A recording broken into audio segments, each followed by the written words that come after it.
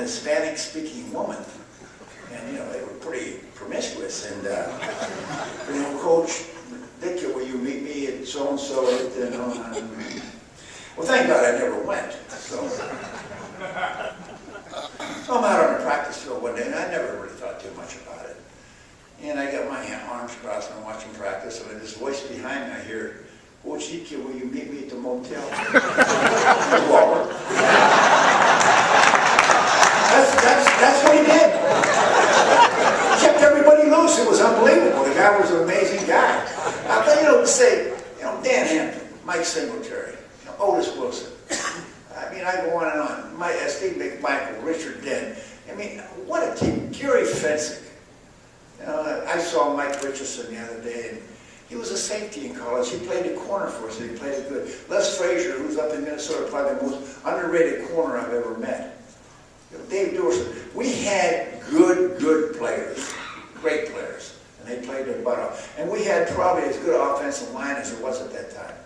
People don't realize that, everybody talks about how good the defense was. You can't win in the pro football with one side of the ball. You can't do it. You can't hide. You've got to eventually stop somebody, and you've got to eventually be able to score. And if you do all those things, and you've got lousy special teams, ask San Diego. Ask San Diego. They're on their fourth snapper. They're on their fourth snapper right now. That's the guy who centers the ball. They're on their fourth one. They had 2 kicks blocked last week. They've had 4 returns for touchdowns. San Diego. And they're a pretty good team. They can't win. If you had to do over again, would you still give the ball to the fridge in the Super Bowl? Well, everybody asks that question. Yeah. When we went into the Super Bowl, people forget that we had played the Patriots about 6 weeks earlier. And I think if you look up the score, I think it was 19-13 or something. We beat them. It was close, 17-10, 19-10. Anyway, we beat them. And I went back and looked at the films. And the whole key to their defense was number 34. Wherever he went, they went.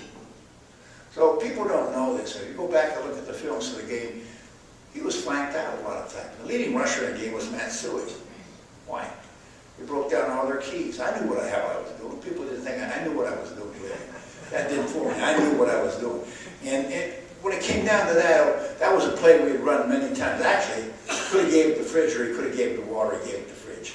But if I had it to do over again, I'd make sure Walter got it. That's a fact. But you can't live a life of regrets. Sinatra said it pretty good. Regrets, I've had a few, but then again, too few to mention. I'm not going to live like that. Walter knows what I thought of him, and he knows what I thought about him as a person and a player, and what he brought to our football team. And that one touchdown in the Super Bowl means nothing. I scored a touchdown in the Super Bowl, so I gave him mine. He's okay.